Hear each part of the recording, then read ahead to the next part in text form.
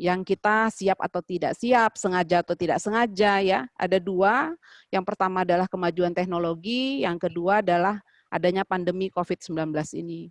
Jadi memang kita harus melihat di setiap kondisi, tadi saya sudah bilang di setiap kondisi itu pasti ada peluang. Nah, bagaimana peluang yang ada itu kita manfaatkan untuk membangkitkan lagi ekonomi kita, terutama ekonomi yang berbasis kerakyatan ya, atau kewirausahaan sosial. Mungkin ini yang bisa kita kembangkan karena akan menjadi besar dan berkesinambungan. Karena ini ada di kewirausahaan sosial ini ada pemberdayaan masyarakat. Mungkin itu dulu, Mas, pembukaannya. Ya. Oke, terima kasih Bu Ya. Zaidirina sebagai pembukaan. Oke, berikutnya kita persilakan Ibu Usna Purnama untuk memberikan pembukaannya. Oke, baik. Terima kasih. Mungkin saya langsung aja ya, Mas Ade ya, pembukaan dengan beberapa yang ingin saya sampaikan. Baik, bismillahirrahmanirrahim. Assalamualaikum warahmatullahi wabarakatuh. Alhamdulillahirrahmanirrahim. Puji syukur ya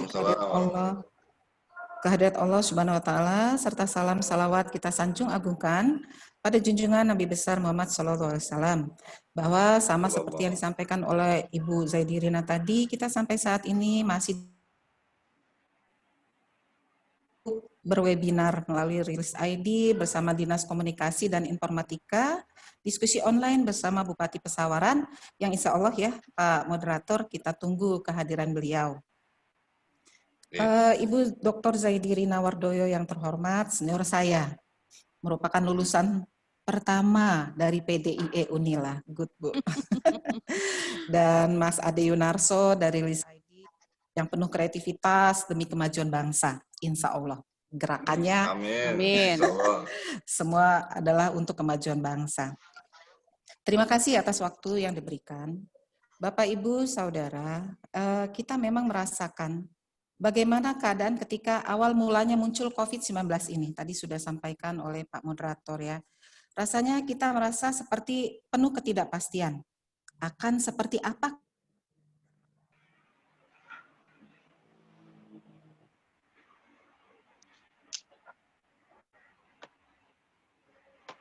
Ibu Usna, suaranya hilang. Hilang ya. Iya, oke.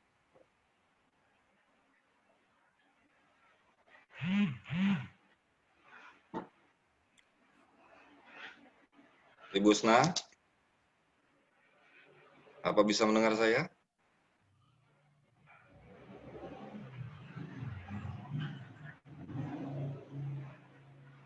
Sepertinya terputus ini ya koneksi jaringannya.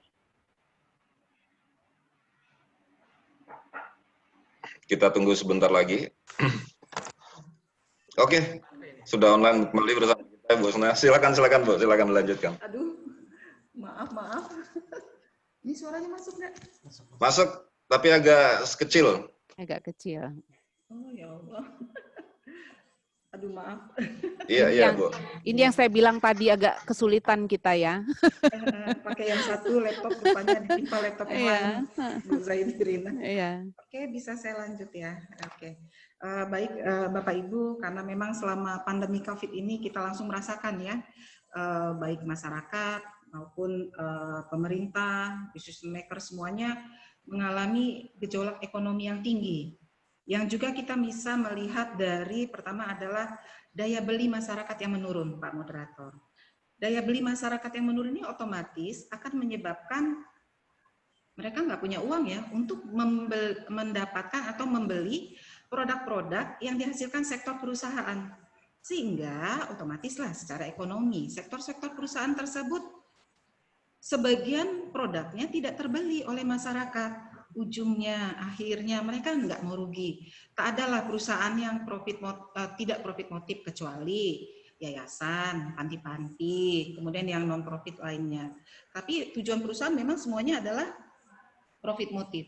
Jadi begitu mereka tidak mendapatkan keuntungan, daya beli masyarakat menurun, sebagian produk tidak terpasarkan, terjual di masyarakat, mereka akan sebagian mem-PHK. Mem-PHK, bukan sebagian, kadang-kadang lebih banyak ya Pak Moderator ya, mem-PHK karyawan-karyawannya demi menjaga kelangsungan perusahaan mereka sendiri. Karena tadi memang usaha itu adalah mereka bagaimana menghadapi sustainable. Mereka harus bertahan hidup. Kalau nggak ambruk katanya perusahaannya. Dan ini kita rasakan bukan cuma di Indonesia. Ada 121 negara terkena COVID ini. Jadi kita tidak sendirian lah gitu. Tapi ya sama-samalah dengan negara lain, kita juga harus berjuang mempertahankan perekonomian kita yang tidak semakin terpuruk tetapi harus semakin tinggi. Nah, kebijakan new normalnya itu banyak yang saya lihat kegiatannya yang berubah. Semua sistem karena di dalam new normal ini jadi terbatasi. Tadi ya seperti Bu Zaidirina katakan memandang laptop, nggak ada orangnya. Nggak ada orangnya, betul. Memandang laptop saja gitu ya. Jadi kita harus seperti itu sesuai dengan kapasitas maupun intensitas kita. Nah, dan semua itu harus kita hadapi karena COVID ini. Jadi kita bisa melihat perekonomian ini baik secara mikro maupun secara makro. Kalau mikro itu kan dari orang perseorangan, bagaimana perusahaan per perusahaan dan lembaga per lembaga. Dari perseorangan, orang pendapatannya aja tidak ada ya, ter-PHK, otomatis dia nggak belanja barang-barang, pendapatannya tidak ada. Kemudian dari sisi produksi atau dari supply, itu juga merasa apa yang dia jual kalau tidak menguntungkan, dia akan turunkan produk yang dihasilkannya. Nah, seperti itu. Jadi memang akan terlihat baik secara mikro maupun secara makro. Tapi secara makro sebenarnya intinya adalah clue kebijakan secara makro itu sudah ada decision maker pemerintah. Begitu pemerintah mengambil kebijakan, itu udah ekonomi secara makro. Karena kita bisa pahami, nggak mungkinlah seseorang yang sangat kaya sekali, misalnya pendapatannya yang sangat banyak, dia akan membangun jalan raya yang tidak menuju rumahnya, misal seperti itu. Atau dia akan membangun rumah sakit yang gratis semua. Itu mungkin ya, nanti ada yang seperti itu insya Allah ya, kalau sudah sangat kaya raya sekali. Tetapi secara umum memang manusia itu sifatnya adalah menginginkan kelebihan-kelebihan terus yang ada pada income-nya. Nah, kalau kata hadis kan, udah dikasih 1 gunung, minta 2 gunung, dan seterusnya ya. Nah, kemudian yang seperti itu, kalau kebijakan makro, berarti memang sudah ada decision maker pemerintah. Secara teori memang Bapak Ibu, kebijakan makro itu ada kebijakan fiskal. Fiskal kan berarti bermainnya di pajak. Seharusnya pemerintah ketika, tapi memang saya lihat juga pemerintah sudah mulai melakukannya ya, ketika masyarakat seperti sekarang ini mengalami nggak punya pendapatan, pengangguran tinggi, itu pajak harus diturunkan. Justru harus banyak yang memang sudah kita lihat juga kebijakan pemerintah mentransfer, mendistribusikan, mentransfer, memberikan bantuan-bantuan kepada masyarakat. Itu kebijakan fiskal.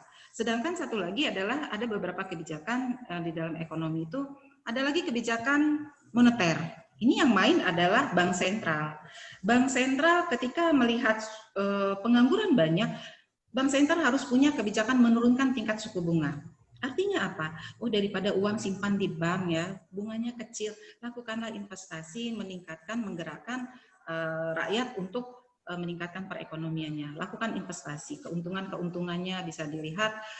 Memang untungnya misalnya bisa sama-sama untungnya misalnya 1 bulan 100 juta. Tetapi kalau dilakukan sebuah investasi kan menyerap tenaga kerja, banyak sektor terpenuhi dan sebagainya. Itu kebijakan untuk moneter. Ada satu lagi kebijakan yaitu kebijakan segi penawaran. Berarti ini yang bermain adalah perusahaan-perusahaan supaya menjadi lebih efisien. Karena kita lihat Bapak Ibu, negara-negara maju itu memang bukan dari pemerintahnya yang kaya raya, tetapi dari para inovator yang tumbuh berkembang dalam memproduksi segala sesuatunya untuk kebutuhan hidup. Inovasi-inovasi yang bergerak, kreativitas dari masyarakat, itulah yang menyebabkan mereka maju dan berkembang. Banyak negara-negara yang kita lihat seperti itu. Jadi memang harus banyak yang dari sisi perusahaan atau sisi inovasi-inovasi. Nah, Bapak Ibu, mungkin sementara itu dulu. Nanti kita bisa diskusi, insya Allah kalau saya bisa menjawabnya. Mungkin demikian Pak Ade Yunarso, terima kasih. Assalamualaikum warahmatullahi wabarakatuh. Waalaikumsalam warahmatullahi wabarakatuh. Ya, saya ingin sedikit memperdalam kepada Bu Zaidirina Ya. sebelum membuka sesi tanya jawab. Iya. Dampak COVID ini pada UMKM itu Ya. sebenarnya sampai separah apa ya Bu Zaidirina? Sampai akhirnya kan pemerintah memilih memberikan stimulan ya banyak Ya, sekali. betul. Nah itu bisa dijelaskan Bu Zaidirina? Iya. Kalau kita bicara dampak COVID-19 ini ya, terutama ke UMKM, itu dampaknya memang luar biasa. Ya. Jadi kalau kita lihat kondisi yang ada di lapangan, itu banyak UMKM yang terpaksa menutup usahanya. Atau kalaupun tidak, mereka produktivitasnya menjadi sangat-sangat menurun. Nah, tapi ya sekali lagi saya katakan ya seperti yang di awal tadi bahwa di setiap kondisi itu pasti ada peluangnya. Artinya apa? Di era disruption ini ada dua peluang yang harus kita tangkap. Yang pertama adalah masyarakat kita sekarang itu dalam berkehidupan ya, dalam berinteraksi itu sudah masuk ke dunia aplikasi ya atau jejaring ya. Kemudian juga yang kedua memungkinkan terjadinya adanya kolaborasi. Kolaborasi ini dalam arti kalau bahasa teorinya disebut dengan sharing ekonomi ya. Jadi kolaborasi di sisi konsumsi maupun di produksi. Artinya apa?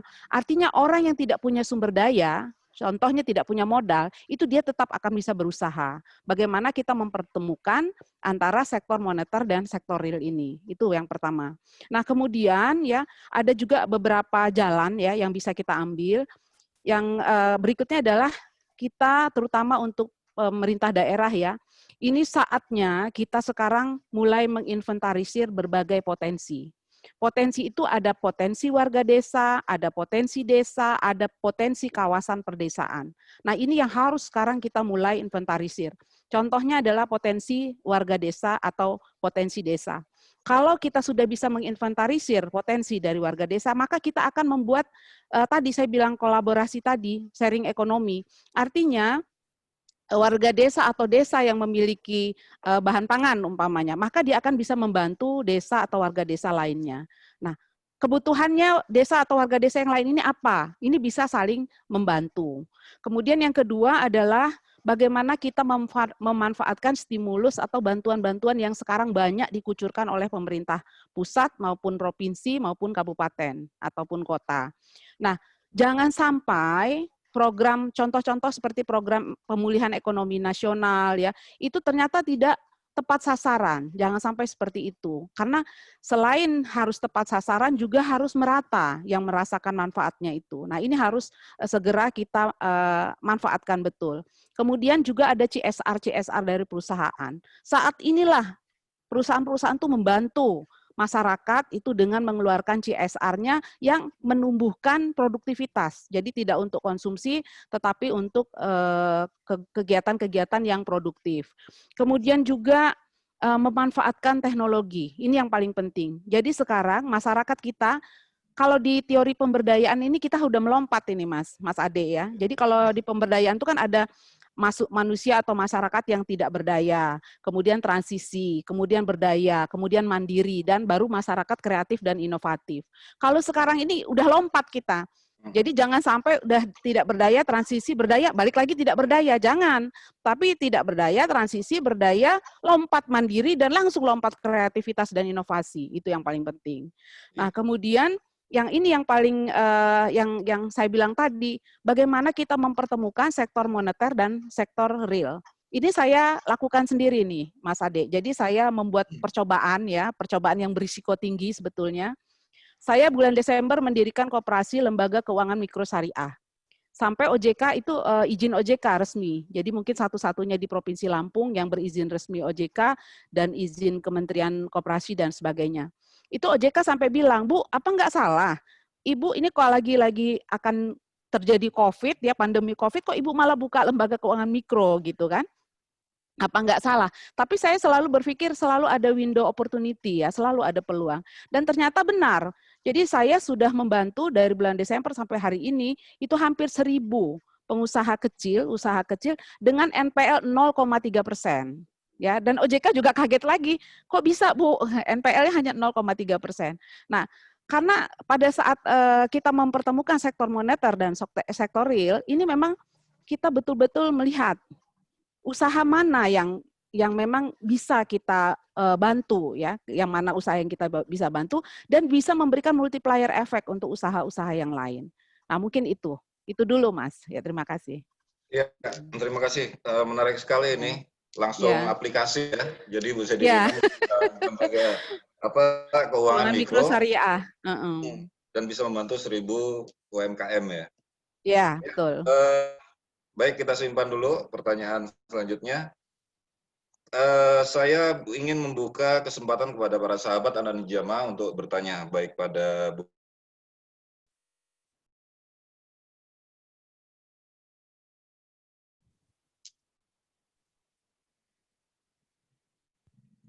Silakan kepada para sahabat Anak Nijama. Oh iya, saya hampir lupa. Ini setiap pertanyaan ada giveaway sebesar 100.000. Wah, hebat nih.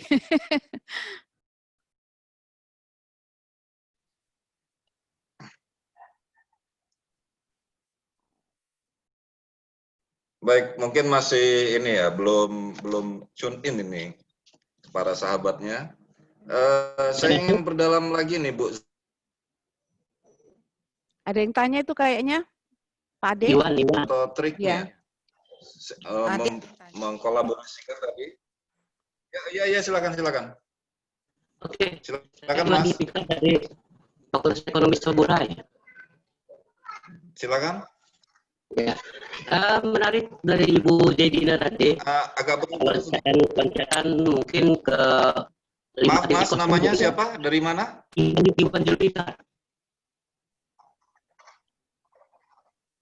Iwan Zulfikar ya, oke. Silakan Pak, silakan.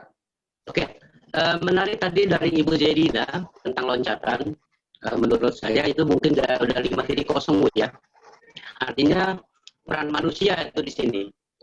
Terus saya akan mensplit pemikiran saya bahwa saya ingin melihat pesawaran.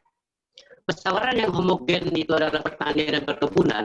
Kemudian tingkat daya beli dikhawatirkan sebagaimana tadi Ibu Kusna mengatakan. Bagaimana mendukung suatu sektor pertanian atau perkebunan tersebut, sementara banyak petani yang tidak mempunyai aplikasi IT. Jadi kolaborasi seperti Ibu Jedina tadi itu upaya-upaya pemerintah yang bagaimana sehingga menemukan kolaborasi antara pertanian sebagai supplier di on-farm-nya, kemudian ada pembeli melalui processing IT tersebut. Saya rasa itu saja Bu, terima kasih. Ya. Langsung aja ya Pak Ade.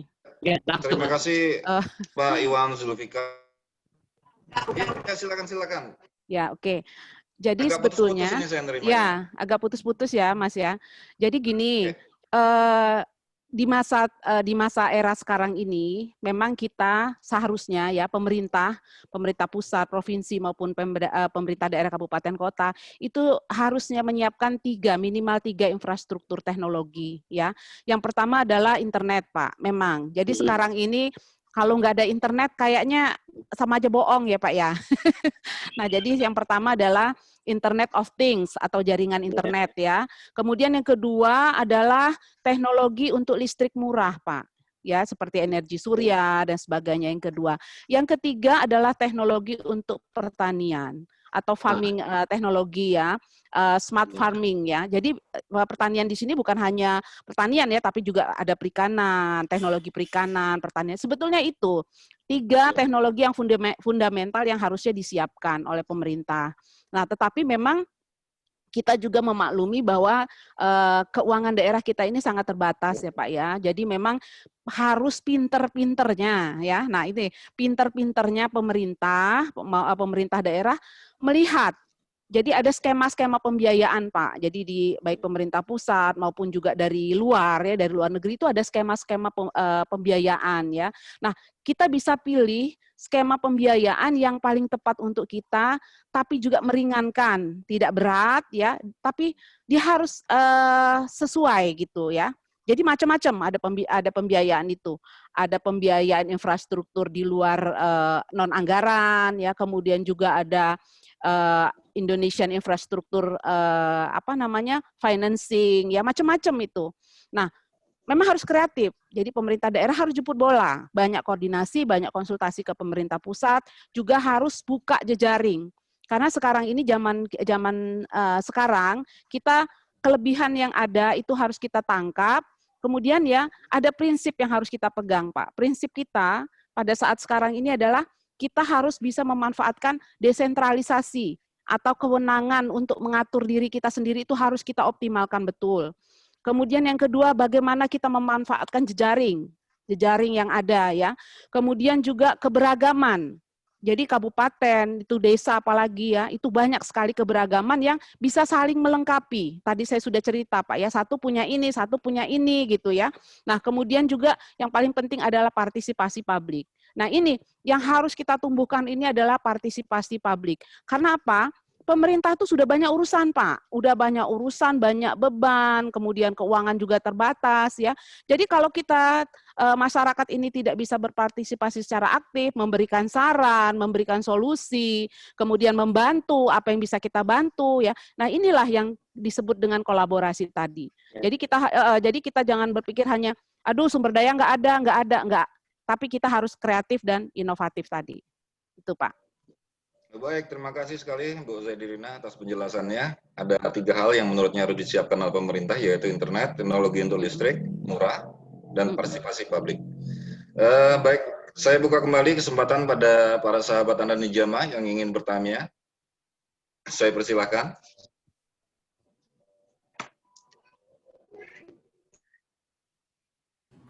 Atau saya bisa nambahin ya Pak Edi? Iya, silakan Bu Usna. Iya.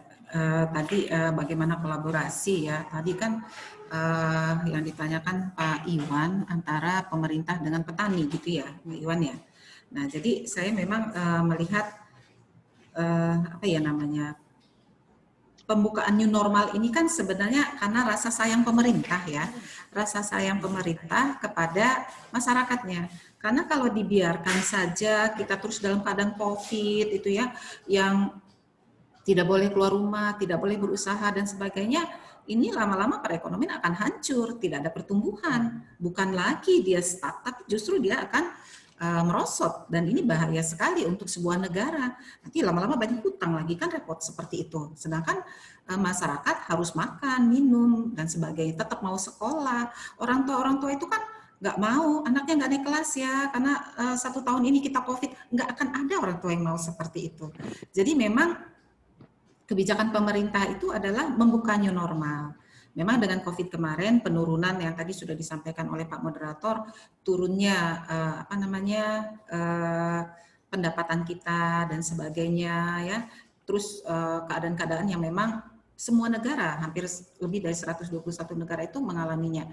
Jadi memang kebijakan pemerintah itu tidak bisa serta-merta hanya pemerintah saja yang menjalankan, tetapi juga kemauan dari warganya. Tapi tetap pemerintah ini, Pak Iwan, itu tetap ketat dengan protokol kesehatan. Buktinya kan banyak tuh di jalan-jalan, nggak pakai masker, bayar 100.000, di stop, lebih baik nggak pakai helm katanya daripada nggak pakai masker. Nah itu kan untuk menjaga kesehatan. Jadi memang antara pertumbuhan untuk ekonomi supaya tetap jalan, juga dengan sehatnya masyarakat itu tetap pusing juga sih pemerintah sebenarnya mengurusi itu. Kalau tidak juga dibantu oleh masyarakatnya, gitu. Mungkin itu sementara Pak Ade. Terima kasih. Ya, terima kasih Bu Usna. Ini memang sebuah kondisi yang dilematis ya. Di satu sisi perekonomian juga harus tetap tumbuh, tapi di satu sisi kita harus menjaga kesehatan. Ya, silakan para sahabat Anda Nijama yang ingin bertanya. Belum ada? Kalau belum ada, saya ingin sedikit mendalami tadi soal lembaga keuangan mikro yang didirikan oleh Bu Zaidirina. Barangkali ini bisa menginspirasi. Iya. Bagi yang lain untuk kreatif. Silahkan Bu Zaidirina. Iya. Jadi saya awalnya itu berpikir itu ya, artinya pada saat sekarang ini UKM yang memang di awal sudah tidak bankable ya, untuk masuk mendapatkan pinjaman bank aja sudah sulit ya. Apalagi sekarang ini bank ini sudah sangat-sangat membatasi kreditnya. Kemudian juga ada beberapa koperasi ya, itu juga udah mulai pengetatan ya, sudah mulai mereka menarik, tidak lagi mengucurkan kredit. Kenapa? Karena selain resikonya jadi meningkat, lebih tinggi juga. Kemudian yang kedua, banyak aturan-aturan dari pemerintah yang harus kita melakukan kelonggaran atau relaksasi gitu. Nah, jadi mau kemana ini UKM? Nah, itu awalnya. Nah, kemudian saya memberanikan diri ya, karena saya kebetulan punya sedikit pengalaman di perbankan. Nah, akhirnya, tapi saya mengambil prinsip syariah. Jadi kalau prinsip syariah itu kita kan berbagi untung ya, bukan berbagi rugi, tapi berbagi untung. Berbagi untung. Nah, jadi saya mulai dari lingkungan dekat dulu, yang saya lihat yang selama ini usahanya bisa kita bantu gitu. Terutama yang sekarang ini yang paling bagus ya kalau saya lihat tuh di bahan pangan dan sembako sebetulnya. Tapi kemudian merembet juga sih ke usaha-usaha yang lain juga sekarang sudah agak lumayan, sudah mulai bagus. Nah, tapi memang pada saat mereka datang ke saya, itu saya tidak mau kalau mereka hanya mencongak kalau istilah saya. Ya, tidak punya mau apa itu saya nggak mau, tapi dia datang ke saya, dia harus dengan dengan tulisan ya, dengan kertas, dengan pulpen, dia harus ceritakan bagaimana bisnisnya gitu. Kemudian berapa modal yang dia butuhkan, bagaimana penjualannya, bagaimana potensi pendapatannya. Nah, itu setelah itu baru kita rundingkan. Makanya di sini Mas, saya tidak pernah memotong ya, artinya gini, kalau memang saya hitung sama dia butuhnya 5 juta, saya nggak bisa kasih 3 juta gitu loh, ya harus 5 juta. Nah begitu juga kalau saya hitung 3 juta, dia minta 5 juta, nggak akan saya hanya kasih 3 juta gitu. Nah jadi dari proses yang kita sama-sama hitung itu, kemudian kita jalankan, ya itu, jalan dan hasilnya sangat-sangat luar biasa gitu. Jadi, dan satu prinsip lagi Mas ya, kalau saya berprinsip tidak ada orang yang tidak bisa bayar utang. Nah, tidak ada orang yang tidak bisa bayar pembiayaannya. Tapi bagaimana dia mempersiapkan itu. Nah, ya itu yang paling penting. Nah, dan ini ternyata berjalan dengan sangat baik. Bahkan ada nasabah saya yang dari mulai pinjamnya itu atau pembiayaannya itu cuma 2 juta, sekarang sudah 30 juta. Nah, itu ya. Jadi karena koperasi juga fleksibel, Mas. Jadi kalau koperasi itu tidak seperti perbankan ya. Kalau perbankan kan highly regulated ya, diatur sini, diatur situ gitu. Kalau koperasi ini memang dia lebih fleksibel. Jadi kita pendampingan juga, itu kata kuncinya. Jadi tidak hanya kita kasih pembiayaan terus nggak pernah kita openin gitu. Enggak, tapi kita kasih pembiayaan, kita dampingi, kita cek terus. Jadi surveinya tidak hanya pada saat kita kasih pembiayaan, tapi jalan pun kita survei, kita lihat kemajuannya seperti apa gitu. Karena dia nanti pasti akan ambil lagi. Nah, begitu. Gitu, Mas. Baik, terima kasih Bu Zaidirina atas penjelasannya. Ya. Kembali saya berikan kesempatan kepada para sahabat Anda Nijama bagi yang ingin bertanya. Langsung saja. Satu lagi Mas Ade, sedikit tambahan ya. Jadi sekarang ini banyak orang beralih profesi. Nah, ya, jadi banyak orang beralih profesi. Banyak nasabah saya yang tadinya kerjanya di sektor wisata, ya, pariwisata. Kan sekarang bisa dibilang agak stuck ya, betul. Wisata itu ya. Nah mereka itu beralih. Jadi ada yang kemudian jadi kanvaser ya, jadi keliling, nganterin tadi, ada yang sembako, ada yang jual telur, ada yang ikan gitu. Nah perubahan alih profesi ini ternyata kalau dihitung dengan cermat jalan juga Mas. Nah gitu. Memang sektor pariwisata ini ikut terdampak parah ya. Ada 5.670 kalau data di Snaker Lampung yang Iya, betul. Dan banyak sekarang udah mulai beralih profesi untuk sementara ini paling tidak. Nanti kalau cocok dia bilang terus katanya. Pariwisatanya jalan, ini juga jalan Bu, dua-duanya. Ya alhamdulillah saya bilang gitu. Alhamdulillah, iya. Baik para sahabat Anda Nijama, silakan ingin ada pertanyaan. Langsung kepada Bu Zaidirina atau Ibu Usna Purnama. Saya sebenarnya juga ingin nanya sih, bagaimana sih sebenarnya UKM ya, UKM itu untuk berkreasi, untuk memaksimalkan dirinya supaya bisa survive ya. Karena banyak sekali misalnya seperti sektor pariwisata, terus makanan yang tadinya banyak orang berdatangan, tapi suasana yang seperti ini sepi, kebanyakan online. Online juga tidak begitu signifikan saya kira pertumbuhannya ya, baik lewat jasa-jasa yang lain. Nah ini mungkin barangkali dari Bu Usna atau Bu Zaidirina bisa memberikan sebuah tips atau kiat untuk apa ya, mendongkrak promosi dirinya, mendongkrak penjualannya dan lain-lainnya. Begitu. Iya. Iya. Halo? Bu Usna silakan. Oh gitu ya, baik. Memang Mas Ade, kita melihat dengan adanya kondisi COVID ini semuanya berubah. Apalagi Pak Jokowi sudah mengatakan new normal di awal Juni kemarin, new normal. Maksudnya kita belum beralih kepada normal secara utuh, tetapi normal yang baru, new normal. Yang saya perhatikan dan saya lihat adalah kondisi perekonomian kita ini banyak bermain dengan internet. GoFood, sudah itu webinar, sudah itu Zoom, Google Classroom, rasanya kalau tidak terkoneksi dengan internet kita rasanya tertinggal gitu. Kita tidak lagi berbicara dengan orang per orang, itu pasti video call dan sebagainya. Jadi memang kondisi ini memang sudah harus berubah dan UMKM itu harus mau tidak mau harus merubah bagaimana mereka men-share produk yang mereka jual. Kalau tidak seperti itu, sementara masyarakat kan tidak ada pertemuan, kerumunan dilarang dan sebagainya. Kalau tidak lakukan, tidak dengan keadaan yang sekarang, mau tidak mau harus ikut itu UMKM. Saya lihat juga di IG ya, itu banyak sekali cuma jualan tahu isi saja sudah harus di-share, sedap, enak katanya gitu. Jadi kadang-kadang teman-teman yang lain juga mereka men-share produk-produk dari temannya. Yang saya perhatikan juga ini banyak justru dari kalangan muda yang berdagang. Yang mereka menjual produk-produk yang zaman saya dulu kayak gitu aja bisa ya mereka lakukan. Ternyata memang inovasi untuk anak milenial ini sangat bagus sekali. Artinya apa? Mereka membuat produk-produk yang biasa saja menjadi luar biasa dan laku di pasaran.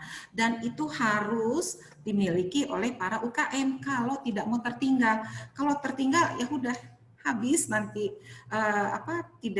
tidak laku dagangnya di pasaran, income-nya rendah, putus hubungan ya sudah gitu. Jadi mengganggu juga sementara rata-rata UMKM kita itu burden revisionya menanggung keluarganya karena adanya COVID ini banyak di PHK kan pulang tuh ke daerah-daerah. Tantenya di PHK, omnya di PHK, kumpul lagi di rumah salah satu keluarga. Akhirnya yang tadinya cuma menanggung 6 orang, bisa jadi 10 orang dengan pendapatan yang sama. Jadi memang new normal ini harus benar-benar diberlakukan peningkatan UMKM itu tadi. Mungkin seperti itu. Sementara Pak Ade, terima kasih. Iya. Kembali saya buka kesempatan pada sahabat Anda di Jamaah yang ingin bertanya. Oh ya, ingin saya informasikan sedikit para sahabat Anda di Jamaah untuk sertifikatnya harap berikan nama dan screenshot acara ini ke WA panitia untuk mendapatkan sertifikat. Baik, silakan kalau ada yang ingin bertanya.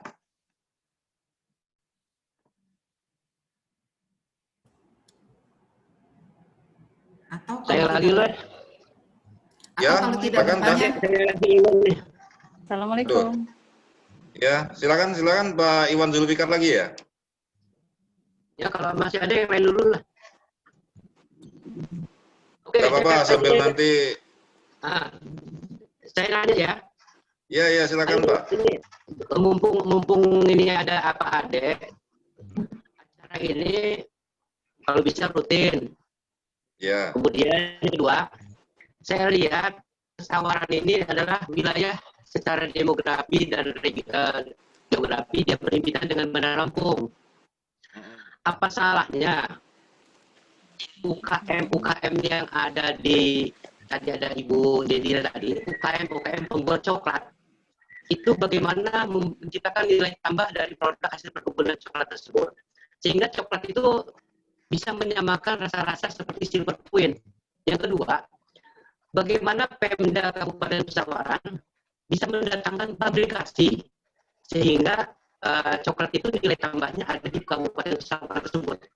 Begitu dulu Pak Ade. Nanti diskusi berlanjut. Terima kasih. Iya, memberikan Pak Iwan ya. Kalau saya tidak salah dengar, karena ini agak terputus-putus ini Pak Iwan. Ini sepertinya memberikan saran ya. Ya kemarin itu saya sedikit sharing. Kita juga ada diskusi dengan Kepala Dinas Pariwisata dari Pesawaran ya, Pak Bung Anca. Nah itu dia sudah membuat semacam one stop service begitu. Jadi disitulah ada tanaman coklat, disitulah juga ada pabrik olahannya. Iya. Jadi ya, jadi orang datang berkunjung ke sana untuk berwisata, kemudian memetik coklat, pemilih yang bagus. Nah itu langsung diproses, diolah dan bisa dinikmati begitu Pak. Baik secara minuman maupun macam coklat batangan seperti Silver Queen. Seperti itu barangkali maksudnya ya Pak ya. Iya betul. Iya. Baik, silakan sahabat Anda di jamaah yang lain yang ingin bertanya. Assalamualaikum. Waalaikumsalam warahmatullahi wabarakatuh. Waalaikumsalam. Boleh saya Silakan, bertanya Mbak. Pak Ade? Ya silakan, nama dan asalnya dari mana? Nama Nuzleha dari Fakultas Ekonomi Universitas Sambungiro Jurai. Begini ya Pak Ade, di zaman new normal ini kan ada kebijakan pemerintah memang untuk memperbolehkan kembali aktivitas seperti biasa.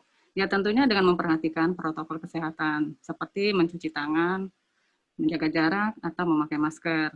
Nah pertanyaan saya, apa dampak plus atau minusnya dari ketika orang menggunakan masker pada saat dia berolahraga? Yang kedua, apakah juga dampak plus minusnya ketika orang ingin ke pantai atau ke pantai ya? Itu aja saya rasa. Terima kasih. Assalamualaikum warahmatullahi wabarakatuh. Waalaikumsalam warahmatullahi wabarakatuh. Waalaikumsalam warahmatullahi wabarakatuh. Silakan yang ingin menanggapi duluan, Bu Zaidirina atau Ibu Usna. Mungkin dampaknya lebih pada ada nggak dampak secara ekonominya ya kalau misalnya orang pakai masker begitu? Apa jadi takut membelinya? Iya. Silakan Bu Zaidirina. Mungkin begini Bu ya. Karena kita ini kan semakin lama, masyarakat kita ini semakin takut ya dengan pandemi ini ya. Karena apalagi vaksin yang yang katanya sudah ditemukan tapi kan belum nyampe-nyampe juga nih ke Indonesia gitu ya. Jadi mungkin Bu, walaupun kita sekarang ini kita nomor satu kan, ekonomi kan kita harus tumbuh juga ya, walaupun karena kita perlu hidup juga. Jadi nggak kena corona tapi ekonomi mati ya susah juga gitu ya.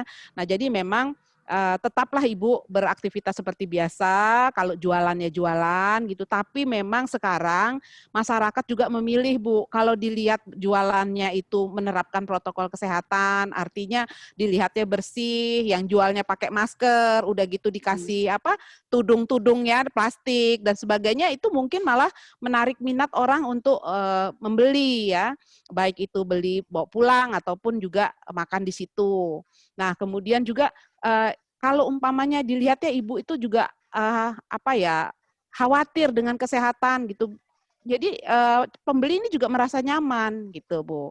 Nah kemudian kalau masalah berolahraga ya, sebetulnya kuncinya itu aja kan Bu, pakai masker, jaga jarak, ya kan, cuci tangan. Nah itu. Jadi selagi Ibu menjaga jarak 2 meter, apakah itu ke pantai, apakah berolahraga ya, mungkin ya, karena saya bukan ahli kesehatan ya, mungkin itu terpaparnya juga jadi lebih kecil ya, risiko terpaparnya. Jadi jaga jarak aja Bu, jaga jarak, kemudian sering-sering cuci tangan gitu. Iya. Iya baik, Bu Zaidirina. Ya. Bu Usna barangkali ingin menambahkan? Baik, mungkin sedikit memberikan tips dan triknya barangkali. Iya, sahabat-sahabatku ini Mas Ade dan Bu Zaidirina. Iya. Wajib disuruh nanya. Iya. Oke, kalau saya melihatnya Bu Nuzleha, ya memang karena kondisi COVID ya, COVID itu ada gitu. Jadi memang kita tidak bisa mengabaikan, bahaya lah kalau kita tidak pakai masker, tidak cuci tangan dan jaga jarak. Tetapi memang iya, kondisi itu memang harus kita lakukan. Kalau kita istilahnya sembrono, ya kita sendiri juga yang kena gitu. Bahkan sekarang kan banyak sih dari kaum milenial, anak-anak ini dengan kondisi new normal ini, mereka berdagangnya, berjualannya si tukang ojek, begitu sampai Grab tukang ojek itu sampai rumah disemprot-semprot dulu itu ya, karena takut katanya gitu, plastiknya itu disemprot-semprot walaupun di dalamnya makanan gitu. Jadi memang kita benar kata Bu Zaidirina tadi, tidak boleh serta-merta hanya memikirkan kesehatan, tetapi ekonomi kita juga nanti ambruk. Tapi berarti beriringan lah antara ekonomi supaya tetap bertahan dan juga kesehatan kita pertahankan juga untuk tetap sehat, Ibu. Mungkin itu, Mas Ade. Tambahan sedikit. Waalaikumsalam warahmatullahi wabarakatuh. Ya, saat kita tahan dulu Bu Zaidirina. Ya, silakan Pak Wari. Silakan. Assalamualaikum. Waalaikumsalam warahmatullahi wabarakatuh. Silakan Pak. Ya. Nama dan asalnya? Saya Pak Rizi, Pak. Pak Rizi dari Universitas Saburai, Fakultas Ekonomi. Ini sedikit ada yang saya tanyakan, ditujukan kepada Ibu Zelda ya. Zaidirina. Ibu Zaidirina. Ya. Ini menyangkut tentang masalah tentang UMKM. Ya. Nah, yang pertama, ini saya tanyakan masalah informasi. Ini biasanya kelemahan selama ini keterlambatan informasi khusus di daerah pelosok atau pedesaan. Ya, betul. Mana pedesaan ini lemahnya masalah tentang informasi, terutama internet. Nah, ini karena jalan keluarnya bahwasannya Pemda atau Pemkab Pesawaran khususnya untuk melaksanakan atau melakukan bagaimana caranya informasi itu sebenarnya tidak sampai pelosok. Karena UMKM selama ini kan banyak yang sudah jatuh ataupun yang runtuh, terutama di daerah. Nah, oleh karena itu, bahwasannya makanya tolong bagaimana pemerintah daerah itu cepat memberikan informasi agar UMKM yang di daerah itu hidup kembali. Yang kedua, ini saya dengar informasi juga bahwasannya ini bantuan pemerintah pusat terhadap UMKM untuk daerah Lampung, Provinsi Lampung, ini besar sekali Bu, melalui Dinas Koperasi Provinsi. Nah, itu bagaimana dananya itu agar supaya di daerah itu UMKM-nya hidup kembali dengan informasi yang tepat. Ya. Nah, yang ketiga, Bu ya, bagaimana supaya di daerah tersebut khususnya Pemkab Pesawaran untuk bagaimana menghidupkan penyaluran dana UMKM itu ke daerah itu khususnya Pesawaran berjalan dengan baik. Itu saja. Sekian, terima kasih. Wassalamualaikum warahmatullahi wabarakatuh. Waalaikumsalam warahmatullahi wabarakatuh. Silakan Bu Zaidirina.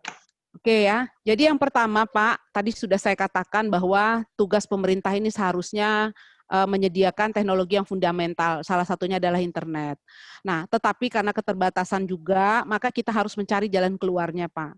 Jadi sebetulnya di desa-desa sampai dengan desa yang terpencil, itu pasti punya badan usaha milik desa ya, harusnya. Nah, harusnya dia punya BUMDes, badan usaha milik desa.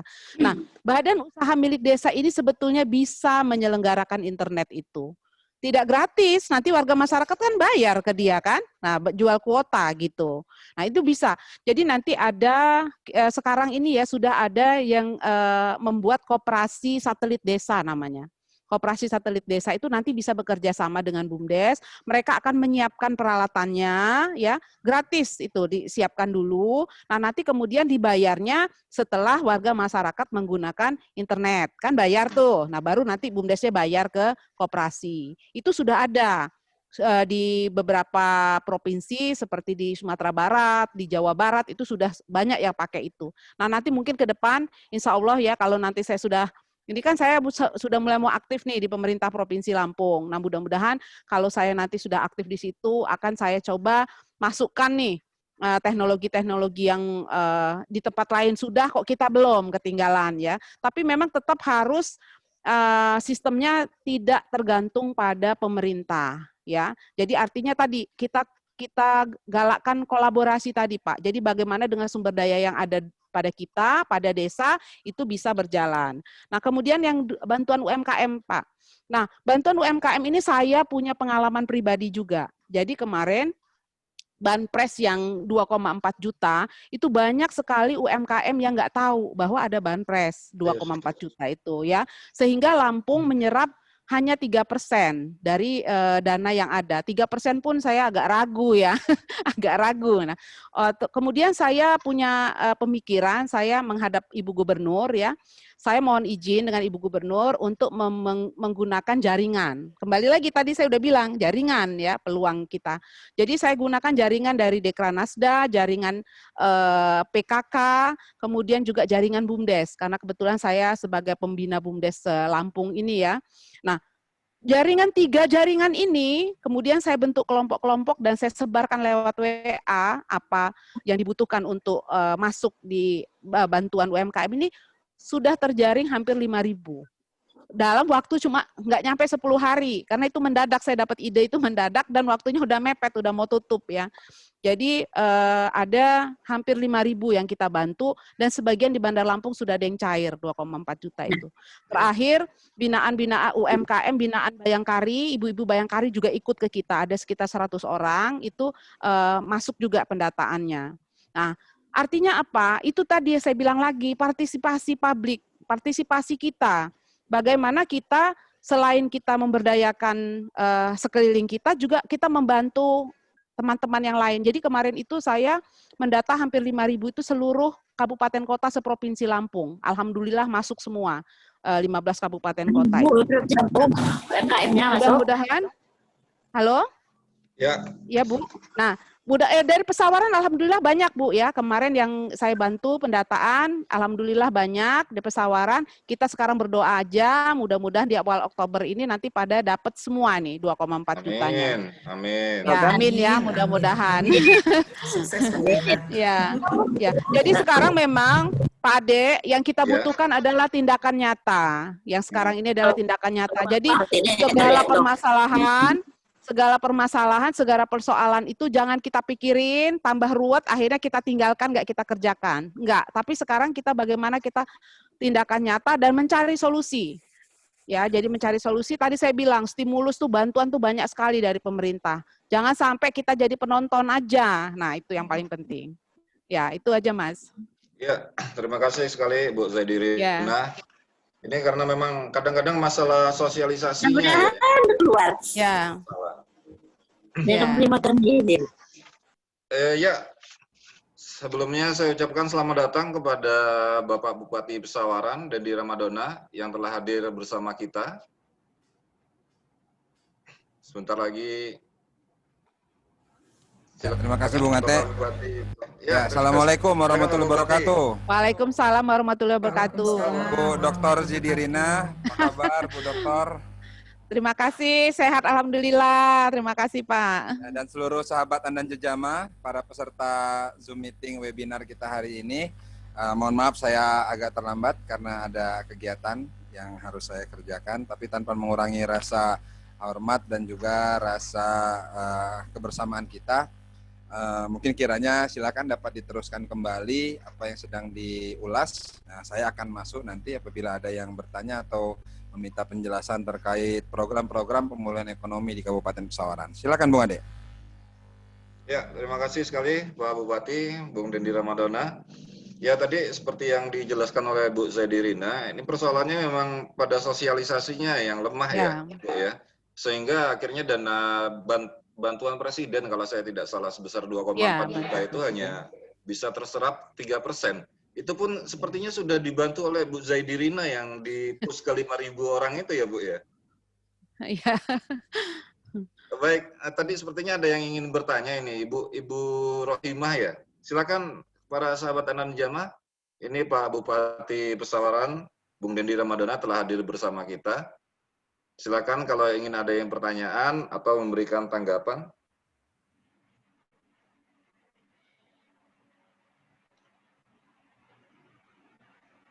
Iya, sebagai Bu Zaidirina kan di Dewan Riset Daerah ya?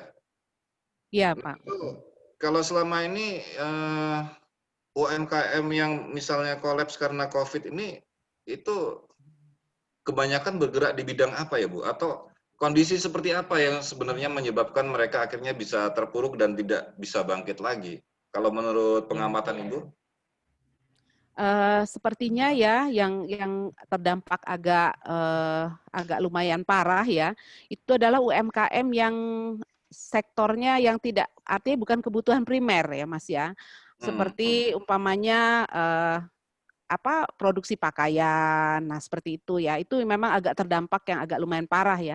Tapi kalau umpamanya sektor yang tadi saya bilang bahan pangan dan sektor perdagangan ya, khususnya sembako ya, itu sebetulnya malah banyak juga yang berkembang Mas. Di saat sekarang ini justru malah banyak berkembang. tapi memang strategi mereka tergantung pada strategi. Jadi kalau saya lihat ya, strategi yang mereka gunakan itu yang pertama adalah memanfaatkan betul teknologi informasi tadi ya. Kemudian yang kedua mereka memanfaatkan betul data. Jadi mereka tidak asal apa ya, tidak asal berdagang, tidak asal bekerja gitu. Tapi mereka sudah punya database. Nah, itu. Jadi udah punya, ya dia udah punya data yang membutuhkan telur umpamanya, yang membutuhkan telur itu siapa. Jadi pada saat dia ngambil telur itu dia sudah punya buyernya, udah ada pembelinya langsung. Jadi sistemnya sekarang Mas, itu tidak lagi menunggu di tempat buka toko. Itu sekarang udah nggak main lagi toko-toko itu. Jadi mereka itu sudah antar langsung. Nah, jadi mereka sudah punya data, siapa yang membutuhkan, nah itulah baru mereka langsung antar. Maka tadi saran saya adalah yang pertama untuk pemerintah daerah ya, termasuk ini saran juga nanti yang kita akan sampaikan dari Dewan Riset Daerah, adalah segera kita melakukan inventarisir tadi, potensi warga desa, kemudian desa, dan kawasan perdesaan. Nah itu, potensi-potensi inilah nanti yang akan kita, dengan jaringan tadi, itu akan kita buatkan apa ya, supply chain-nya ya, atau kita sudah tahu ini nanti yang ini membutuhkan apa, yang ini membutuhkan apa, nanti kita ngelingkan gitu dengan jaringan-jaringan itu. Saya lihat BUMD kita, BUMD di Pesawaran kan sudah mulai aktif tuh bergerak. Nah sebetulnya BUMD yang ada di Pesawaran ini nanti bisa jadi leverage ya, bisa jadi pengungkit atau nanti bisa membantu usaha-usaha kecil ya, yang bisa bersama-sama itu nanti untuk menumbuhkan, mulai menggerakkan lagi perekonomian kita. Itu. Ya, terima kasih sekali Bu Zedirina. Kebetulan ini ada Bung Dendira Madona. Ya. Barangkali bisa langsung ditanggapi. Termasuk tadi ada pertanyaan soal internet murah nih. Apa yang dari pertanyaan dari Pak Iwan Zulfikar soal penyediaan internet murah. Jadi apa yang dilakukan oleh Pemkab Pesawaran untuk itu? Terima kasih, Bang Dedi, silakan. Ya, terima kasih Bung Ade. Ya, sesuai dengan tema webinar kita malam hari ini yaitu pemulihan ekonomi di tengah era new normal ini, tentunya pemerintah Kabupaten Pesawaran sedari mulai COVID merebak di kabupaten kami, ya, Pesawaran khususnya, itu kami sudah menyiapkan beberapa langkah-langkah untuk pencegahan terjadinya stagnasi roda ekonomi di Kabupaten Pesawaran ya. Tapi ya alhamdulillah ya kita patut bersyukur memang pandemi Covid ada di Kabupaten Pesawaran, suspek maupun pasien pun ada positif. Tapi ya cukup kita pahami bahwa memang apa yang dikatakan Bu Zedirina tadi bahwa memang sisi-sisi UMKM ataupun ekonomi yang tidak primer yang memang sangat-sangat terasa hari ini. Contohnya apa di sisi UMKM, handicraft, lalu sisi UMKM kuliner yang ada di beberapa zona-zona meeting point kami, lalu juga usaha-usaha yang usaha-usaha UMKM yang ada di seputaran wilayah pariwisata ya, yang penjual makanan dan lain-lain ya. Tapi yang memang berbentuk UMKM yang memang bergerak di bidang ketahanan pangan ya, UMKM yang bergerak di bidang kebutuhan-kebutuhan bahan pokok itu memang alhamdulillah berjalan dengan baik. Nah, lalu pemerintah juga sudah menyiapkan beberapa program yang kira-kira bisa membantu menstimulus masyarakat yang langsung terkena dampak ekonominya terkait pandemi COVID-19 ini ya. Sampai kami pernah menyiapkan anggaran untuk masyarakat yang memang di PHK. Pada satu awalnya itu ada di Dinas Ketenagakerjaan ya, dengan melampirkan surat pemutusan kontrak kerja dia bisa mendapatkan stimulus walaupun tidak besar, 1 bulan kalau tidak salah pada saat itu 500.000 ya, 300.000 mohon maaf, tapi itu ya merupakan dukungan dari pemerintah. Memang kalau untuk menanggung semua pembiayaan hidup tidak mungkin. Kami menstimulus dan juga meringankan. Lalu juga di beberapa pedagang-pedagang ya yang ada di sekolah ya, itu juga kan masuk dalam pedagang kecil yang mikro yang selama ini memang hajat hidupnya apabila ada kegiatan tatap muka di sekolah berjalan. Itu banyak, hampir di semua sekolah itu 5 sampai 6 pedagang itu pasti ada. Nah, sehingga itu yang kami bantu ya, mulai ekonominya, ya walaupun tadi bantuannya berupa bahan pangan dan lain-lain itu sudah kami distribusikan melalui Dinas Pendidikan dan juga melalui Dinas Perindak. Lalu juga stimulus yang kami lakukan adalah menggelar kemarin sempat kita membagikan juga beras dalam rangka juga kita ketakutan adanya pemutusan stok bahan pangan yang ada di Pesawaran karena kita tidak tahu, semua serba tidak menentu di tengah pandemi Covid ini. Tapi alhamdulillah beberapa cadangan stok pangan kami pun masih kami simpan ya. Mudah-mudahan tidak keluar dalam artian berarti tidak terjadi hal berhentinya roda ekonomi. Dan juga dukungan-dukungan yang lain ya melalui perusahaan daerah kami libatkan juga kemarin ada beberapa pelaku UMKM yang kami pekerjakan ya melalui Perusda ya untuk membuat bahan-bahan untuk program corona. Contohnya apa? Membuat hand sanitizer, membuat desinfektan ya. Juga membuat masker. Pada saat itu kita butuhkan masker hampir sekitar 300.000 lebih, 300.000-an. Mayoritas kami gunakan pemasok-pemasok dari kabupaten setempat. Ya, minimal kalau ada satu pemasok, mereka bisa melibatkan 10 sampai 20 orang untuk membuat masker. Gitu. Lalu juga Perusda kami juga karena core bisnisnya adalah di bidang pertanian, perkebunan, kami arahkan juga untuk bagaimana bisa menampung hasil bumi, hasil komoditi yang ada di Kabupaten Pesawaran. Sehingga hasil-hasil komoditi itu tidak dihargai murah oleh pembelinya. Karena kita cukup tahu kemarin komoditi tetap produktivitas pertanian, perkebunan itu hasilnya cukup baik-baik ya, sampai perikanan pun sama. Tapi daya beli yang berkurang sehingga menyebabkan adanya penurunan harga yang cukup drastis. Maka daripada itu perusahaan daerah kami ajak untuk bisa bergerak mendukung para pelaku-pelaku industri pertanian, apakah UMKM, itu hasilnya bisa kita ambil dan kita jual dengan harga yang normal, kita jual dengan harga yang normal juga. Seperti itu. Dan juga kita cukup tahu bahwa banyak sekali orang-orang, mohon maaf, kalau yang bekerja bekerjanya mungkin serabutan ya. Mohon maaf, seminggu dia jadi penjual jasa, seminggu dia bekerja mungkin ada yang berdagang. Jadi memang fluktuasi pekerjaan di Kabupaten Pesawaran hampir di mana-mana hampir sama. Lebih banyak yang kerjanya yang memang serabutan, seminggu kerja ini, minggu depan dia kerja ini. Nah itu, lalu kemarin kami juga mendapatkan stimulus dari, kalau ikutin kartu prakerja dan lain-lain itu memang luar biasa rumit ya Bu Zidirina ya.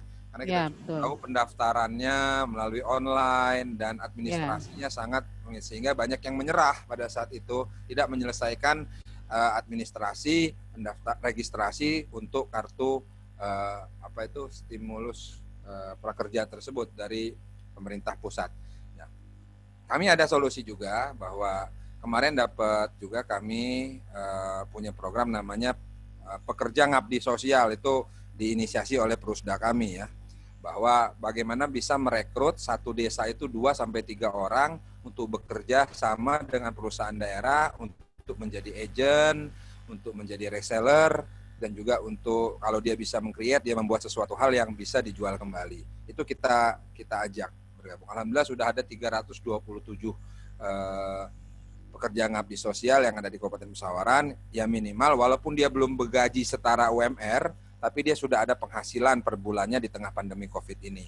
Loyalty fee dia dapat apabila contohnya kita Perusda kami memang mensuplai beras di BUMDes. Nah, itu melalui pekerja ngabdi sosial tersebut, loyalty fee-nya akan kita berikan kepada mereka. Misalnya harga beras 9.000 itu ada 100 ataupun 200 rupiah per kilonya, itu punya jasa daripada pekerja ngabdi sosial yang ada di desa-desa. Itu salah satunya.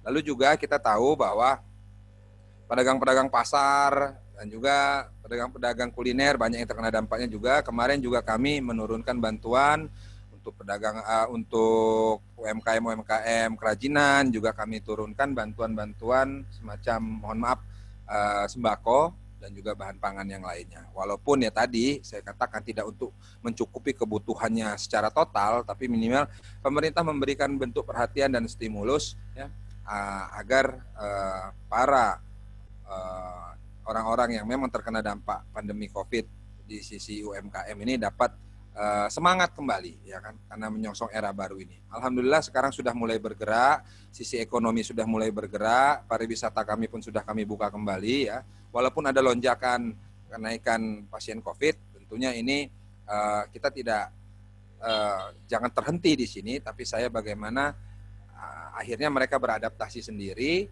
dengan dukungan pemerintah, dengan cambukan daripada pandemi COVID ini, pelaku-pelaku UMKM sudah membiasakan bagaimana menerapkan protokol kesehatan. Dan alhamdulillahnya dengan adanya pandemi COVID ini mereka bisa lebih mengkreasikan usahanya. Yang tadinya hanya jual makanan, ditambah jualan masker sekarang.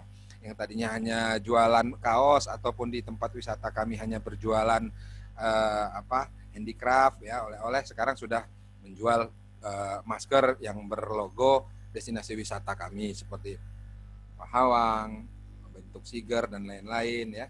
Yang tadinya pengrajin tapis hanya membuat kopiah ataupun baju, sekarang sudah mulai masuk ke masker ya dan lain-lain. Jadi kreativitasnya semakin meningkat. Ada juga yang sudah jualan hand sanitizer bermotif yang ya macam-macam sekarang ini, ada yang wangi apa, warna apa ya kan, itu juga sudah mulai. Dan saya juga bangga beberapa kaula muda di Kabupaten Pesawaran akhirnya sadar dengan kreativitas mereka. Sekarang saya lihat banyak pertumbuhan UMKM ini didominasi oleh newcomer gitu loh, anak-anak muda yang ingin berbuat, berkreatif untuk bisa menghasilkan sesuatu, bisa meningkatkan taraf ekonominya. Seperti itu sementara Bung Ade. Terima kasih. Ya, terima kasih Bung Dedi Ramadona. Ini ada pertanyaan yang disampaikan lewat chat. Ini karena kebetulan tadi beberapa kali mencoba untuk langsung berkomunikasi dengan kita, tapi terputus ya. Mungkin saya bacakan saja dari Yobi Novriansyah. Saya mempunyai tetangga yang berjualan, yaitu warung kecil-kecilan di depan rumah. Dampak pandemi sangat terasa untuk pemilik warung kecil. Untuk makan saja susah, apalagi memutarkan uang modal dari hasil jualan untuk dibelikan kembali isi warung. Belum lagi kami memanjam uang di bank keliling dan juga ada persaingan dengan waralaba besar. Nah, dia bertanya, adakah solusi dari pemerintah untuk persoalan ini? Ini barangkali bisa langsung dijawab saja ini Pak Bupati. Ya, terima kasih Bung Ade. Pertanyaan dari Bung Yobi ya, bahwa kami bisa mendapatkan data. Kalau dia memang masuk di dalam UMKM, itu kan warung kecil, itu biasanya kami sudah mendapatkan data dia apakah sudah dapat mendapatkan bantuan atau belum dari pemerintah kabupaten. Mohon di chat saja alamatnya di mana untuk kami akan cross check. Terkait dengan permasalahan peminjaman uang, bank keliling dan lain-lain ya, memang bank keliling tidak bisa kita larang gitu. Dan juga bagaimana mereka menerapkan bunganya dan lain-lain. Sebenarnya layanan jasa keuangan ini ada aturan semua. Ada aturan semua, mulai dari dan pemerintah juga kan sudah menggelontorkan KUR dan lain-lain ya. Memang bank keliling ini memang lebih instan untuk mendapatkan bantuannya. Tapi itu tadi ya, mungkin kita bisa lihat bahwa terkait tentang pengembaliannya terlalu lama atau seperti apa ya. Memang kemarin ada kebijakan sebenarnya, ada semacam relaksasi dari perbankan apabila dia yang, mohon maaf, perbankan yang resmi ya. Maksudnya lembaga jasa keuangan yang memang selama ini memang diberikan otoritas untuk itu, memang banyak sekali relaksasi yang diberikan, mulai dari relaksasi cicilan, penyesuaian, ada yang sampai diberikan period untuk tidak membayar cicilan sampai berapa bulan, seperti itu. Itu kalau dari perbankan dan lain-lain. Tapi harus ada surat keterangan bahwa dia memang tidak mampu dan memang disurvei dulu oleh perbankannya apakah benar atau tidak pelaku usaha ini terdampak pandemi COVID sehingga tidak bisa menyelesaikan kewajibannya membayar angsuran. Kalau bank keliling memang saya masih pantau karena kadang-kadang perjanjiannya di bawah tangan ataupun ada semacam berbentuk iuran dan lain-lain. Lalu terkait tentang persaingan, warung-warung kecil selama saya memimpin itu tidak saya lupakan. Malah saya sudah punya komitmen, saya tidak mengizinkan adanya waralaba buka baru. Ya mungkin yang sudah ada sekarang itu yang lama. Nah, sebelum masa kepemimpinan saya memang sudah ada. Tapi di masa kepemimpinan saya tidak mengeluarkan izin untuk adanya waralaba yang baru. Saya tidak sebut brand ya. Saya tidak adanya warung-warung waralaba yang besar gitu, sehingga bisa membunuh warung-warung kecil yang ada di sekitarnya. Kalaupun ada, itu saya minta dia berbentuk BUMDes ataupun dia menggunakan nama lokal atau dia bisa mengakomodir produk-produk lokal yang ada di kabupaten. Contohnya misalnya ini ya, misal salah satu merek ini, misalnya Indomaret ingin buka di satu titik. Saya ada komitmen, saya ada persyaratan bahwa Anda harus bisa mengakomodir produk-produk lokal yang ada di Kabupaten Pesawaran. Dan tolong misalnya dia buka di mana, dia buka di salah satu daerah, itu wajib serapan tenaga kerjanya harus di salah satu desa tersebut. Tapi sejauh ini belum ada. Nah, itu usaha dari kami untuk menekan lajunya, mohon maaf saya tidak sebut kapitalis di sini, tapi yang besar semakin besar, yang kecil semakin tersingkirkan. Saya punya seperti itu, metode-metode seperti itu. Mudah-mudahan ini bisa menjadi salah satu solusi, ya. Solusi yang lain mungkin masih banyak, belum kita laksanakan. Terima kasih. Ya, terima kasih Bung Denny Ramadona. Kepada Bang Yobi Noviansa tadi, seperti penjelasan Pak Bupati, mohon di-chat saja di mana letak warungnya, nanti akan ditinjau. Ini pertanyaan, silakan para sahabat Anda dan jamaah yang lainnya sebelum saya membacakan pertanyaan lewat chat lagi. Silakan kepada para sahabat Anda dan jamaah. Jangan lupa ada giveaway loh, buat yang bertanya sebesar Rp100.000.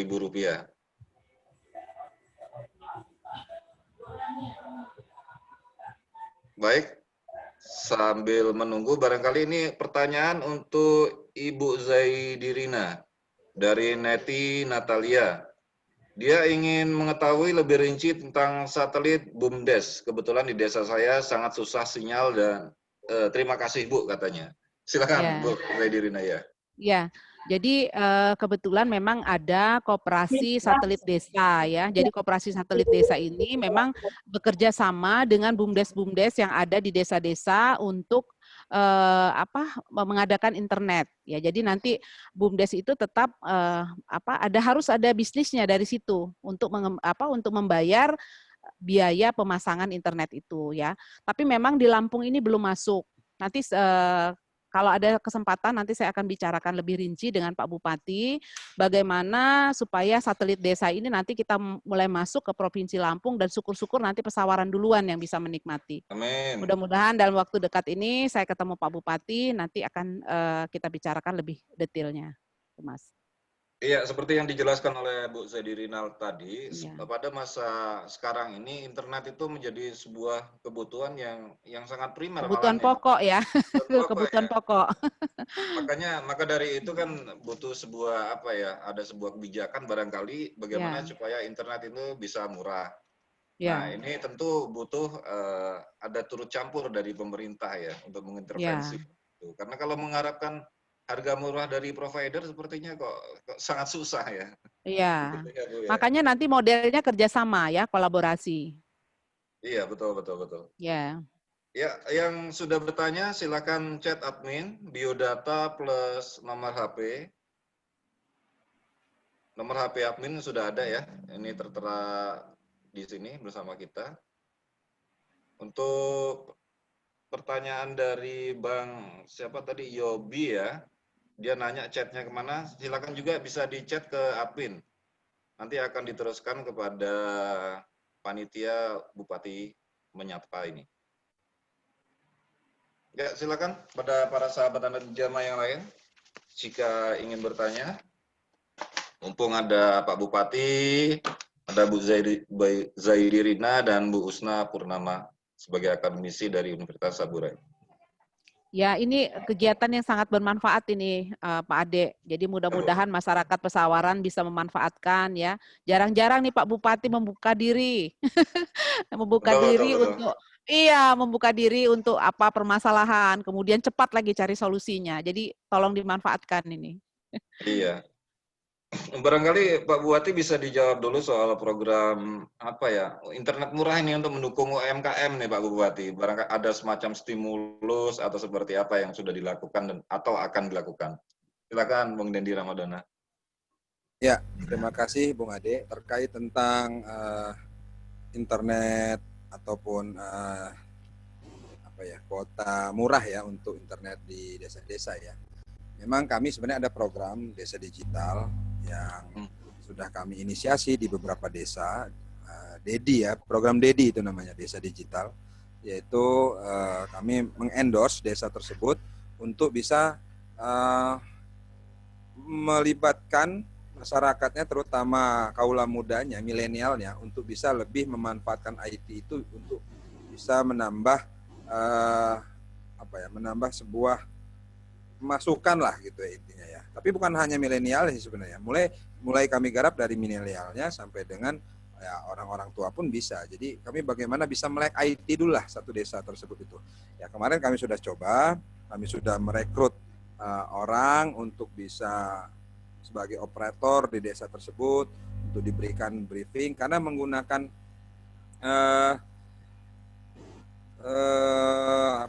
bisa menggunakan internet IT ini kan tidak semua orang ya. Sebenarnya IT ini kita manfaatkan bukan hanya untuk kita bermedia sosial ataupun kita berseluncur di dunia maya saja.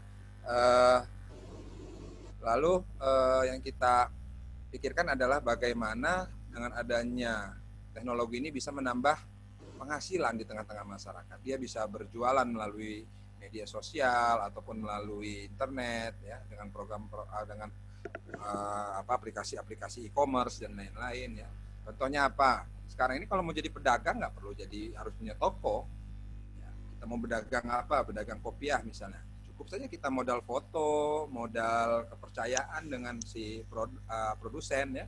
Lalu kita yang menjadi resellernya itu tinggal foto-foto, upload, barang mau pesan menggunakan IT yang kita miliki, gadget yang kita miliki, itu bisa menghasilkan.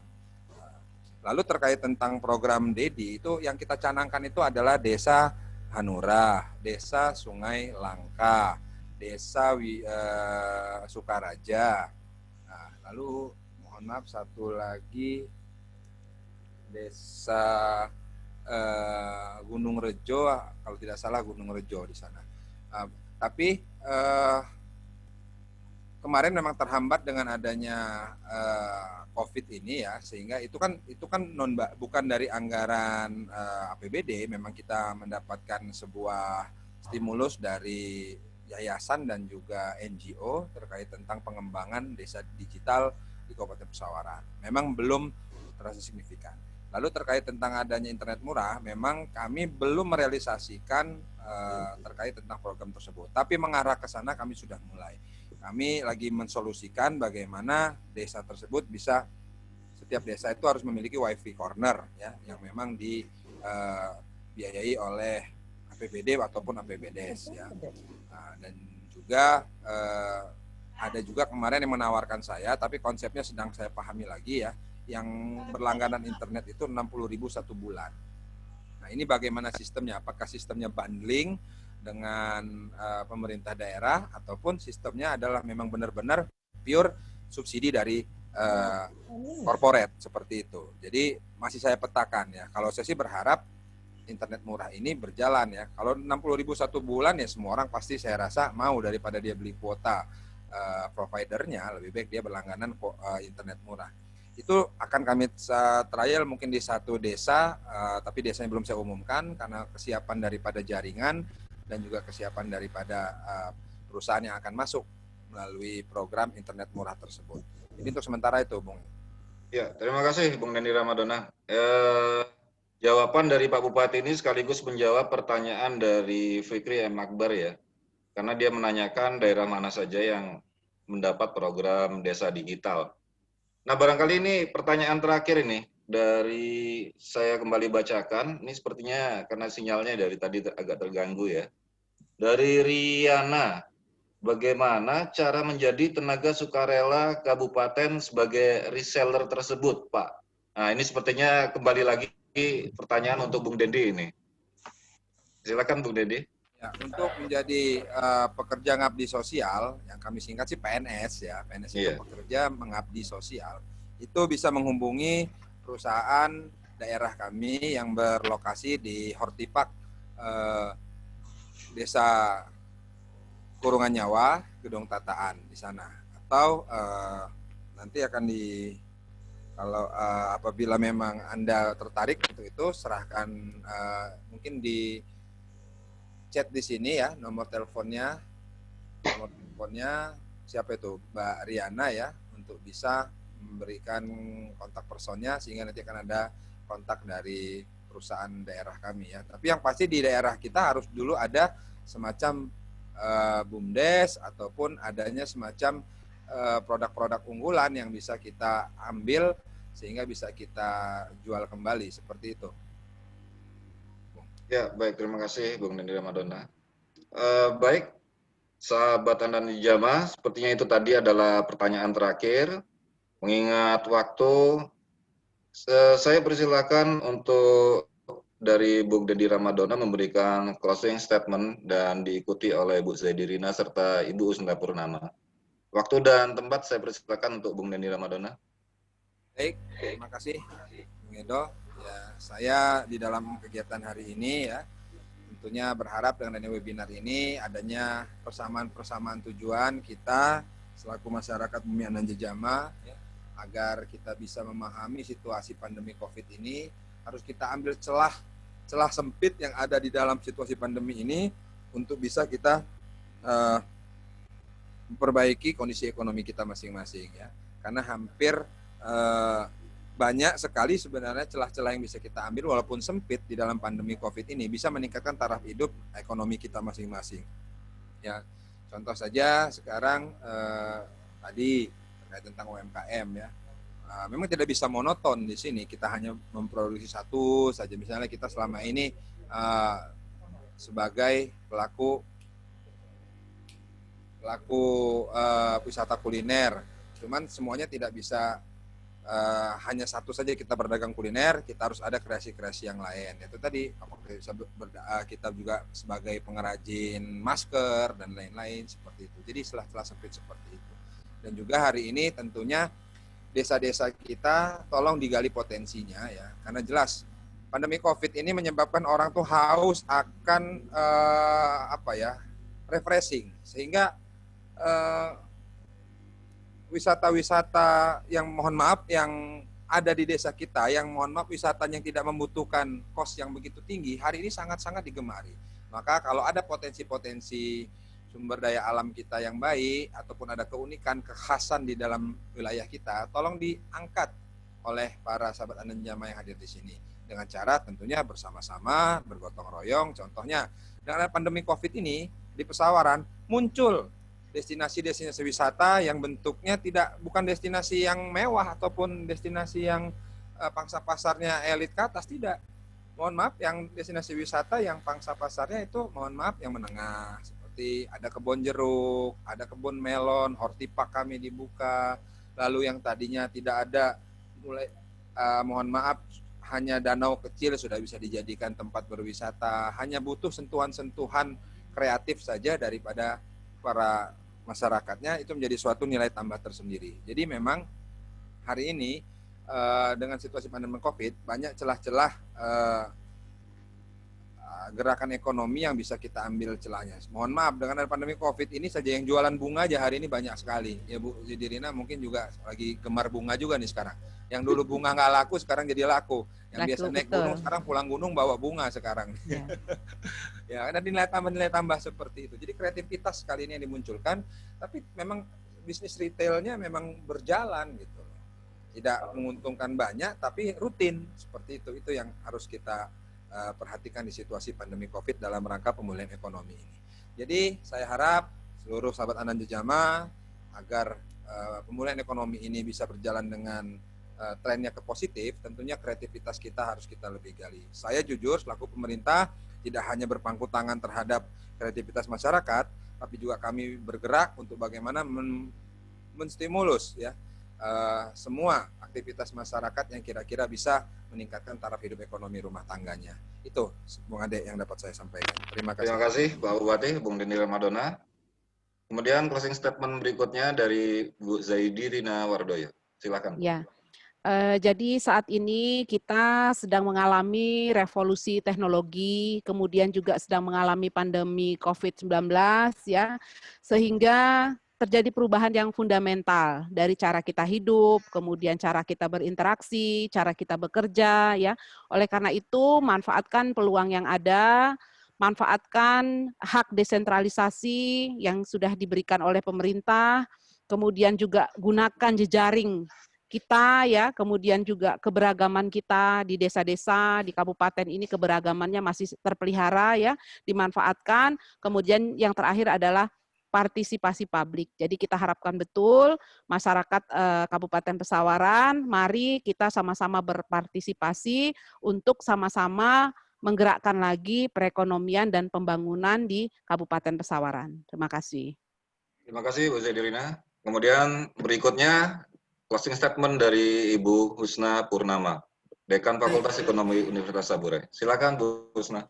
Ya, baik Mas Ade ya. Kalau saya melihat memang dengan adanya COVID-19 ini, perekonomian kita kan tadi dinyatakan agak turun ya, berkurang. Tetapi dengan berjalannya waktu, tadi juga mendengar kebijakan-kebijakan oleh Bupati Pesawaran itu sangat merakyat sekali, dan mudah-mudahan Pak Bupati ini akan menjadi kebijakan yang sangat menyentuh dan meningkatkan perekonomian khususnya di Pesawaran. Dan saya melihat memang kalau perekonomian itu harus terus meningkat. Karena kalau tidak, bahaya juga buat sebuah negara kalau perekonomiannya tidak meningkat, tentu negara akan hancur.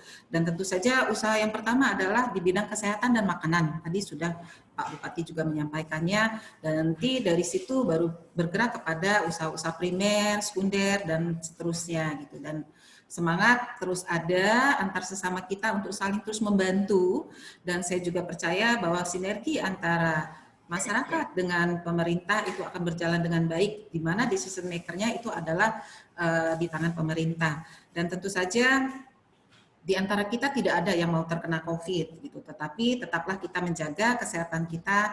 Mudah-mudahan kedepannya kita tetap menjadi selalu sehat walafiat. Dan setiap kebijakan saya rasa pastilah Pak Bupati ada pro dan kontra. Mudah-mudahan sukses, khusus untuk Bupati Pesawaran dan Pesawaran umumnya. Terima kasih. Assalamualaikum warahmatullahi wabarakatuh. Waalaikumsalam warahmatullahi wabarakatuh. Terima kasih Bu Husna Purnama. Demikian tadi akhir diskusi online kita, program Bupati Menyapa, diskusi bersama Bupati Pesawaran. Saya selaku moderator, mohon maaf apabila ada kesalahan dalam kata. Saya akhiri, wassalamualaikum warahmatullahi wabarakatuh. Waalaikumsalam warahmatullahi wabarakatuh. Bu Zadirina. Mantap, Husna. Oke. Pak Bupati, nyonyanya alumni dari kami ya, Pak Bupati ya. Ini, Pak Burai. Iya, siap. Alumninya Bu dosen, muridnya Bu dosen, ya. mahasiswi. Terima kasih. Yang tadi. Terima kasih. Udah. Apa? Oh, masih kuat.